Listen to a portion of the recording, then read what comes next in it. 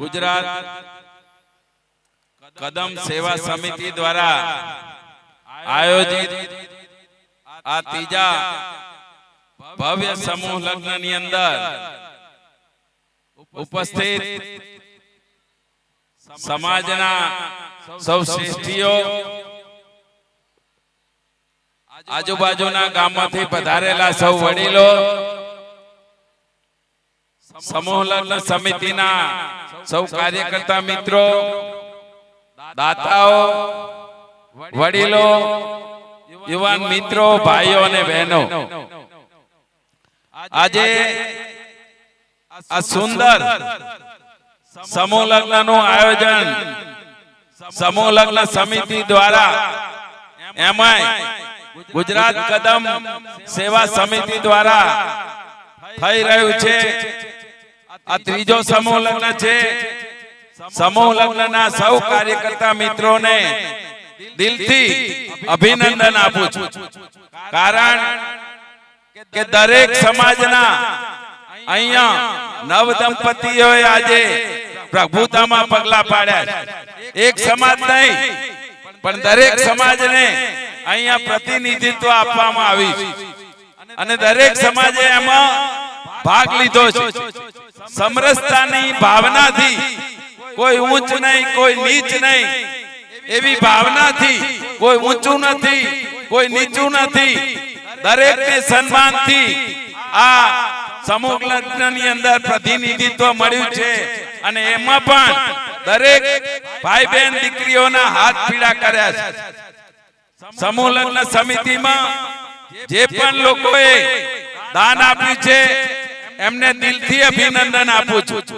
કારણ કે કન્યાદાન એ મહાદાન છે અને એની સાથે અન્નનું દાન એ પણ મહાન છે. આપણી સંસ્કૃતિની અંદર પણ કહ્યું છે કે કન્યાદાન એ સૌથી મોટામાં મોટું દાન છે. અને આવા દાનના પ્રસંગે જે પણ દાતાઓએ દાન આપ્યું છે એમને દિલથી અભિનંદન આપું છું. જનની જણે તો ત્રણ જણ છે, સંત દાતા કા સુર, નહીં તો રહેજે વાંજણી મત ગુમાવીશ નૂર. આવું યોગદાન જેને આપ્યું હોય એને આપણે બધાએ સન્માનવા જોઈએ. અને સાથે સાથે શાસ્ત્રની અંદર કહ્યું છે કે પંખી ના પીવા થકી ન ઘટે સરિતા નીર, પંખી ના પીવા થકી ન ઘટે સરિતા નીર, ધર્મ કીએ ધન ના ઘટે સહાય કરે રઘુવીર. પરમ કૃપાળુ પરમાત્મા જે પણ લોકોએ, જે પણ દાનવીરોએ દાન આપ્યું છે એમના ભંડાર ભરા રહે એવી પણ પ્રાર્થના કરું છું. સાથે સાથે જે નવ દંપતીઓએ આ લગ્નની અંદર ભાગ લીધો છે એમનું સ્વાસ્થ્ય સારું રહે, માતાજી અને પરમ કૃપાળુ પરમાત્મા એમને ખૂબ સફળતા આપે,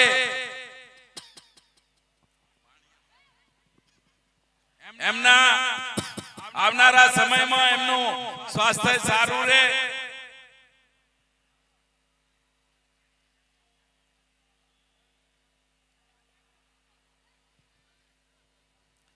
એવો દુનિયાની બધી મહત્વની સિદ્ધિઓ પ્રાપ્ત કરે, એમનું જીવન પણ સફળ રહે, એમનું આરોગ્ય સારું રહે એવી પણ પરમ કૃપાળુ પરમાત્મા અને માં ભગવતીને પ્રાર્થના કરીએ છીએ. આ સમૂહ લગ્નની અંદર જે પણ લોકોએ યોગદાન આપ્યું છે, જેમણે ભાગ લીધો છે એમને પણ દિલથી ખૂબ ખૂબ અભિનંદન આપું છું. આ પ્રસંગે બોલાવી અમારું સ્વાગત કર્યું, બે શબ્દો બોલવાની તક આપી એ બદલ આયોજકો અને સમગ્ર વિસ્તારના સૌ વડીલોનો દિલથી ખૂબ ખૂબ આભાર વ્યક્ત કરું છું. ભારત માતા કી જય. ખૂબ ખૂબ આભાર સાહેબ શ્રી.